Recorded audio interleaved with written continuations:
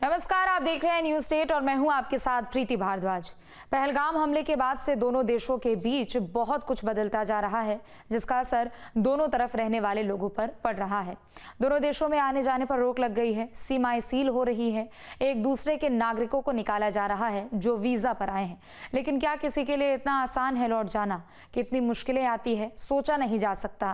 कैसे पहलगाम के कुछ पलों ने कितने लोगों की जिंदगी को नासूर कर दिया जो पहले खुशनुमा रहा करती थी। देखिए खास पेशकश, पहलगाम ने बदली जिंदगी।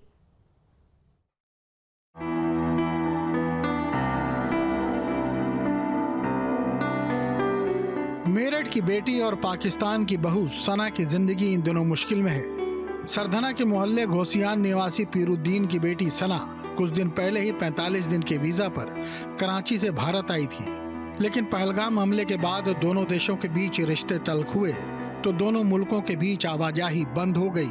गृह मंत्रालय ने 48 घंटे में सभी पाकिस्तानियों को देश छोड़ने के आदेश दे दिए थे। इसीलिए सना अपने दोनों बच्चों के साथ शुक्रवार को वाघा बॉर्डर पहुंची थी, लेकिन पाकिस्तानी सेना ने उसे वापस लौटा दिया, ये कहकर कि उसके पास पाकिस्तानी पासपोर्ट नहीं है। मेरा नाम मोहम्मद शेरू है। शेरू जी, हाँ। आपकी बिटिया का निकाह कब हुआ था और उसके बाद अब क्या दिक्कत? ये कौन से सन में हुआ था? 2020 में हुआ था। ये जी जी 2020 में मेरी बहन के ही गई थी, वो बुआ के गई थी। हमारे साथ कुछ ऐसे हादसे से हो गए थे यहाँ पे, हमने डरियाव ने जल्दी से निकाह कर दिया था। अच्छा। तो वो चली गई थी वहाँ। लड़का कहाँ का था? लड़का पाकिस्तान का है, कराची का डॉक्टर है। तो हमें जैसे हमारी लड़की अब हमसे मिलने के लिए आई, 2 बच्चे हैं, एक तो लड़की है 1 साल की, एक लड़का है 3 साल का। हम बॉर्डर पे पहुँचे। बॉर्डर पे जाने के बाद जैसे हम गए तो वहाँ हमें वो फौजी लोग कहने लगे, नुका भाई इन बच्चों का तो वीज़ा है पाकिस्तान का, ये जा सकते हैं, और लड़की का वीज़ा है यहाँ का इंडिया का, ये वापस जाएगी। तो वहाँ एक बड़े अधिकारी आए, स्टार वाले, वो देख के बच्चों को यूँ कहने लगे, नुका भाई ये छोटे छोटे बच्चे कैसे माँ के बगैर रहेंगे और कैसे जाएंगे, ये कैसे बॉर्डर पार करेंगे, ये इन पर तो बोलना भी नहीं आता। तो जब हम पे चलना नहीं आता तो हम रोने लगे। हमने कहा कि भैया, फिर उन्होंने फ़ोन करके एक बड़े अधिकारी को और उनसे भी बड़े अधिकारी को बुलाया।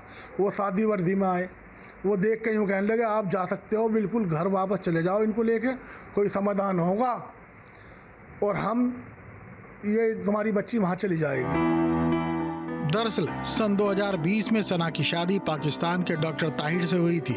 सना 1 हफ्ते पहले ही शॉर्ट टर्म वीजा पर भारत में अपने मायके आई थी। उसके बच्चों के पास तो पाकिस्तानी पासपोर्ट है, लेकिन सना का पासपोर्ट भारतीय है। पाक सेना के अधिकारियों ने कहा कि सना के बच्चे तो पाकिस्तान जा सकते हैं, लेकिन सना नहीं। बॉर्डर पे जाने नहीं दिया क्योंकि मेरी तो इंडियन नेशनलिटी है, मेरे बच्चों की पाकिस्तानी है। तो ये ऑर्डर आए थे ना कि पाकिस्तान, जो भी पाकिस्तान से आया हुआ है वो उसको जाना है पाकिस्तान, 2 दिन के अंदर 2 दिन का टाइम दिया था। तो इस वजह से मैंने वीज़ा ली और 25 तारीख को हम बॉर्डर पे गए। बॉर्डर पे हमें वापस कर दिया गया क्योंकि इंडियन को किसी भी इंडियन को जाने नहीं दिया जा रहा ना।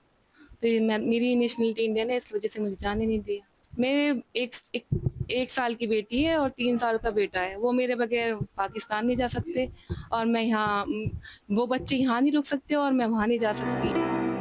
सना के 2 मासूम बच्चे हैं, जिसमें एक बच्ची दुधमुही है। इन हालात में वो कैसे वापस कराची जाएगी, उन्हें समझ नहीं आ रहा। सना के अब्बू मानते हैं कि पहलगाम में जो कुछ हुआ वो बहुत गलत था। देश के नागरिकों की मौत भला कौन बर्दाश्त करेगा, लेकिन इधर बेटी की वापसी भी नहीं हो पा रही है। हमें भैया इसका एक बात तो बताओ, हम हिंदुस्तानी हैं, हम यहाँ की धरती के पैदा हुए हुए हैं, हमारी धरती है, ये देश हमारा है, हम अपने देश को कैसे गलत कह देंगे? बहुत बुरा हुआ और इतना बुरा हुआ कि जिसका कोई ठिकाना नहीं। वहाँ के तो लोग भी अच्छे नहीं, वहाँ की भाषा भी अच्छी नहीं है। सना जैसे न जाने कितने ही लोग सीमा के इधर भी हैं और उधर भी, जो पाक दरिंदों की करतूत के कारण बेगुनाह होने के बावजूद सजा भुगत रहे हैं और इंतजार कर रहे हैं कि कब दोनों देशों के बीच कड़वाहट कम पड़े और उनकी वापसी हो सके। मेरठ के सरधना इलाके की रहने वाली सना की शादी 2020 में पाकिस्तान के कराची में रहने वाले डॉक्टर बिलाल से हुई थी। बिलाल से शादी के बाद सना को 2 बच्चे हुए, वो भी पाकिस्तान में हुए। अभी 14 अप्रैल को दोनों बच्चों को लेकर सना अपने भाई बहन मम्मी पापा से मिलने के लिए सरधना आई थी। उसके कुछ दिन बाद ही पहलगाम आतंकी हमला हो गया और सरकार ने आदेश जारी किया कि शॉर्ट टर्म वीज़ा पर भारत में आए हुए पाकिस्तानियों को 48 घंटे में भारत वापस छोड़ना पड़ेगा। अपने दोनों बच्चों को लेकर सना अटारी बॉर्डर पहुंची, जहां से पाकिस्तानी अधिकारियों के द्वारा उसे यह कहकर वापस लौटा दिया गया कि केवल पाकिस्तान में प्रवेश आपके दोनों बच्चे पा सकते हैं, आप नहीं, क्योंकि आप एक हिंदुस्तानी हैं और आपके दोनों बच्चे पाकिस्तानी हैं। फिलहाल सना ने विदेश मंत्रालय से गुहार लगाई है कि उसके दोनों बच्चों के साथ उसे पाकिस्तान भेजा जाए। उधर विदेश मंत्रालय के अधिकारियों का कहना है कि इस प्रकरण को भावनात्मक तौर पर भी देखा जा रहा है और मानवीय तौर पर सना की मदद की जाएगी। अपने वीडियो जर्नलिस्ट के साथ अरुण सागर, न्यूज स्टेट, मेरठ। कानपुर के शुभम द्विवेदी ने अपनी जान पहलगाम में गंवाई। 2 महीने पहले फरवरी में ही शुभम की शादी भी हुई थी। कितनी तस्वीरें ली गई थी, वीडियो बने थे कि शादी यादगार होगी। देखेंगे तो फिर खुशी भी होगी, लेकिन अब यही तस्वीरें देखने पर परेशान करेंगी। आखिर क्यों आतंकियों ने शुभम को मारा, कौन थे वे लोग और किसने उनकी मदद की, इस रिपोर्ट में देखिए।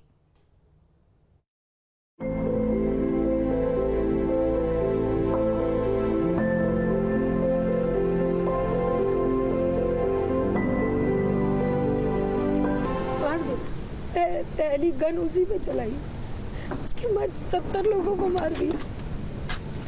क्यों मार दिया? हिंदू मुसलमान करके हमारे बंदे को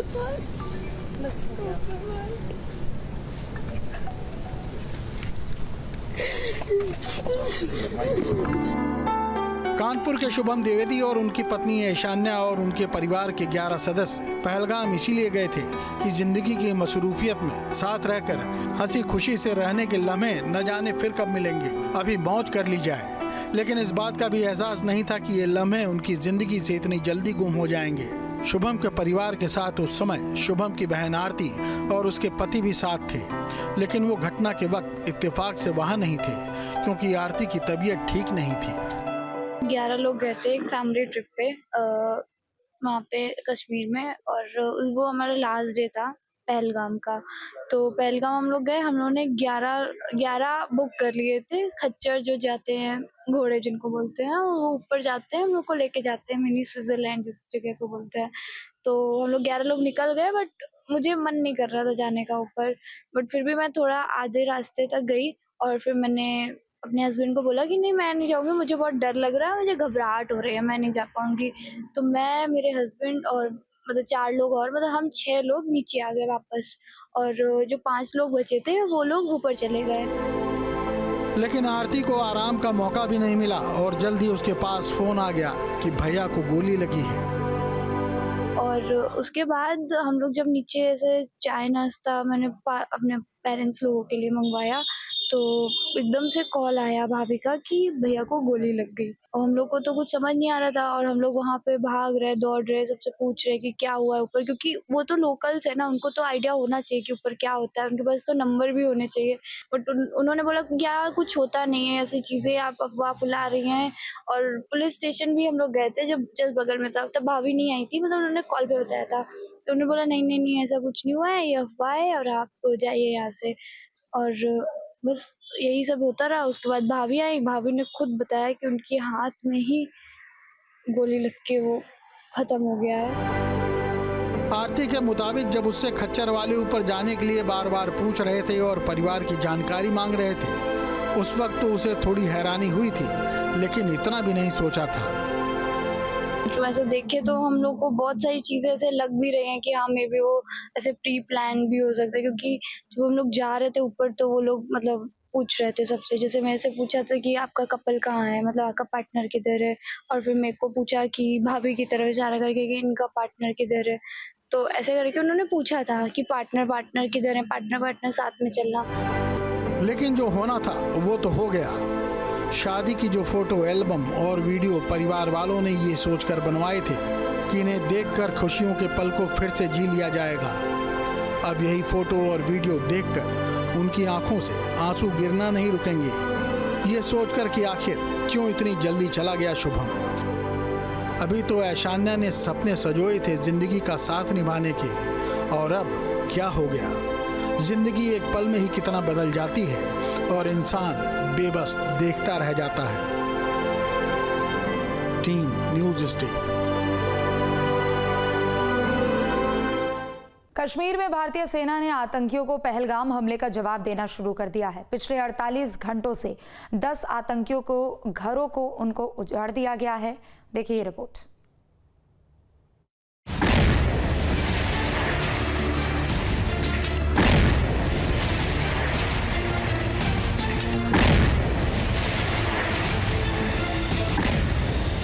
घाटी में आतंक के खिलाफ प्रहार हुआ।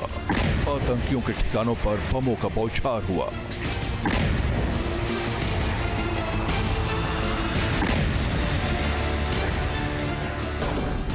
कभी कुपवाड़ा में उड़ा, कभी पुलवामा में, कभी शोपियां में जमींदोज हुआ। कभी आदिल का आशियाना मिट्टी में मिला, कभी शाहिद का, कभी अदनान का ठिकाना ध्वस्त हुआ। पहलगाम अटैक से पहले आतंकी और उनके आकाओं ने कभी सोचा भी नहीं होगा कि भारतीय सेना सिर्फ उन्हें ही नहीं बल्कि उनकी जड़ों को भी काटने लगेगी। सच तो यह है कि 22 अप्रैल को आतंकियों ने पहलगाम में हमला कर अपने ही ताबूत में कील ठोक लिया। आतंकी आदिल, आतंकी आसिफ, आतंकी जमील, आतंकी अमरी, आतंकी अदनान, आतंकी शाहिद, आतंकी फारूक, आतंकी एहसान, आतंकी हैरिस, आतंकी आमिर, आतंकी जाकिर। ये वो नाम है जिन्होंने घाटी में मासूमों की जान लेने और सुरक्षा बलों पर हमला करने की हिमाकत की थी। लेकिन अब सुरक्षा बलों ने इनके नाम के साथ ही इनके ठिकानों को भी उड़ा दिया है। या यूं कहिए कि पहलगाम में उनका आखिरी हमला था, लेकिन इधर तो बदला अभी शुरू हुआ है। पिछले 48 घंटे में ही सुरक्षा बलों ने 10 आतंकियों के ठिकानों को मिट्टी में मिला दिया है।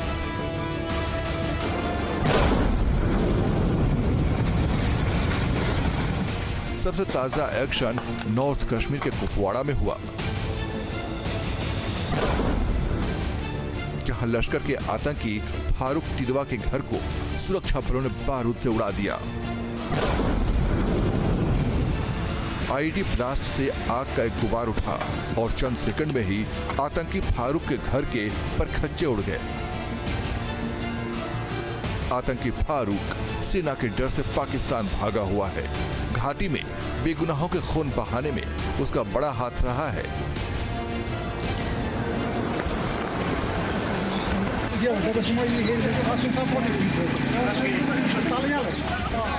घाटी में लंबे वक्त से सक्रिय आतंकी जमील अहमद शीर के खिलाफ भी सेना का बुलडोजर प्रहार हुआ। बांदीपोरा की नाज कॉलोनी में मौजूद आतंकी जमील के 2 मंजिला घर को सुरक्षा बलों ने तबाह कर दिया। जमील साल 2016 से ही घाटी में एक्टिव है। पहलगाम में 22 अप्रैल को बेगुनाहों की हत्या के बाद से ही सेना जमील को ढूंढ रही है। सूत्रों के मुताबिक जमील लश्कर तैयबा का लोकल कमांडर है।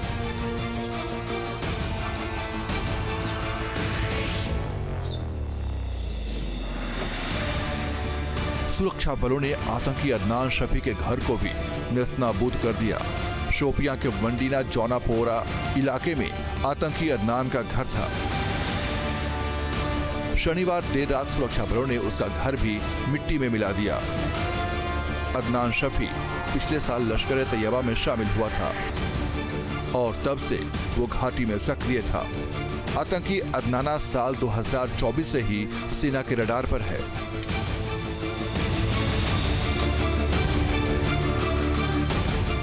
बाईस अप्रैल को पहलगाम अटैक में शामिल आतंकी आसिफ शेख के घर को सेना ने शुक्रवार को ही जमींदोज कर दिया था। आतंकी के घर में कुछ संदिग्ध चीज दिखी थी, जिसे सेना ने कंट्रोल एक्सप्लोजन कर उड़ा दिया। आतंकी आसिफ अभी सेना की पकड़ से दूर है, लेकिन जल्द ही सेना उसे जहन्नुम पहुंचा देगी।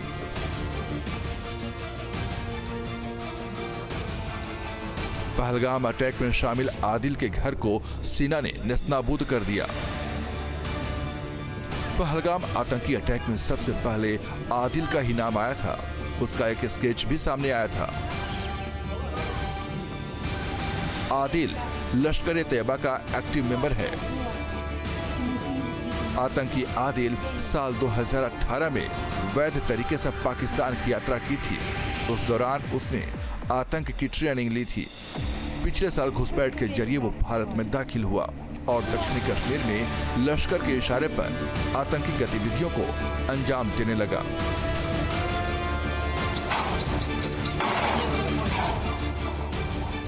ये तस्वीरें कुलगाम के क्यूमोह इलाके की हैं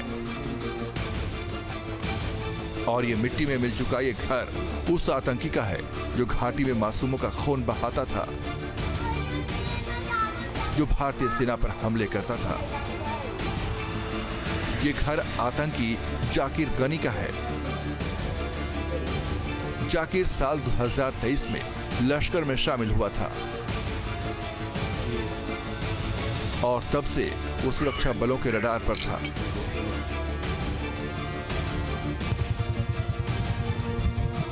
ये तस्वीरें शोपियां के चोटीपुरा इलाके की हैं, जहां पर लश्कर कमांडर शाहिद अहमद कुट्टे के घर को सुरक्षा बलों ने जमींदोज कर दिया। पूरा घर मलबे में तब्दील हो चुका है। शाहिद पिछले 3-4 सालों से लश्कर का एक्टिव कमांडर है। उस पर देश विरोधी गतिविधियों में शामिल होने का आरोप है। बताया जा रहा है कि उसने कई आतंकी हमलों को भी अंजाम दिया है।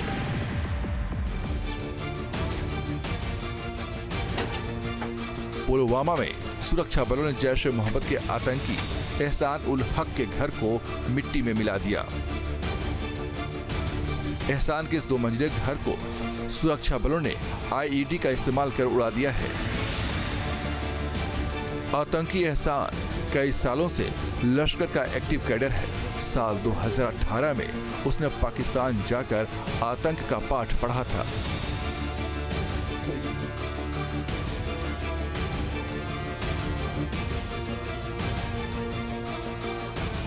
पुलवामा के काचीपोरा में आतंकी हारिस अहमद के घर को पूरी तरह नेस्तनाबूद कर दिया गया। आतंकी हारिस अहमद को सुरक्षा बल काफी अरसे से तलाश कर रहे, लेकिन वो हर बार चकमा देकर भाग निकलता है। लेकिन पहलगाम अटैक के बाद सुरक्षा बलों ने उसे तगड़ी चोट दी है और उसके घर को ध्वस्त कर दिया। पुलवामा के त्राल में जैश ए मोहम्मद के आतंकी आमिर नजीर वानी के घर को सेना ने ध्वस्त कर दिया। आमिर का घर खासीपोरा में है। महज 20 साल के इस आतंकी ने पिछले साल जैश ए मोहम्मद को ज्वाइन किया था। तब से वो सेना के रडार पर है। लेकिन अभी तो यह शुरुआत है। जब तक घाटी से एक आतंकी को सेना मिटा नहीं देगी, तब तक सेना का आतंकियों के खिलाफ प्रहार जारी रहेगा।